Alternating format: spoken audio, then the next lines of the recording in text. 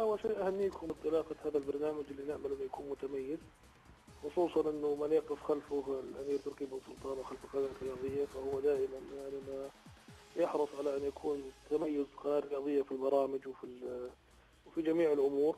نعم. أعتقد أنه وجودك عادل ووجود الأخ رجل الله السلمي أيضا والإخوان في الإعداد أعتقد أنه يعطي انطباع ومؤشر للتفاؤل بأن البرنامج هذا سيكون وجبة يومية يحرص على متابعتها جميع الرياضيين.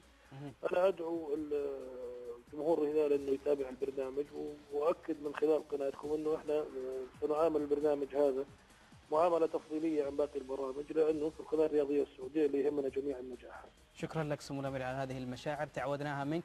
إلى مباراة الهلال والاتحاد سمو الأمير، كيف تنظر لهذه المباراة؟ هل فعلا تخشى من انطلاقة الاتحاد نحو بطولة الدوري؟ والله يا أخوي عادل، أنا بكتفي بما قاله الأخ مساعد والأخ عثمان. أنا نعم. بتكلم بس عشان أبارك لكم وأهنيكم بالبرنامج، والأمور الفنية يعني ما أبغى أقول كلامي ربما يكون من غيري أقدر مني على التأكيد. هدف مكالمتي بس التبريك لكم والتأكيد أن احنا سنعامل البرنامج والقناة معاملة تفضيلية. نقدر ذلك. شكرا لك سمو الأمير. شكرا على هذه المشاعر الطيبة. بالتأكيد نقدر هذه المشاعر، وبإذن الله تعالى سنتعامل أيضا مع كل الأندية في مثل هذه المشاعر.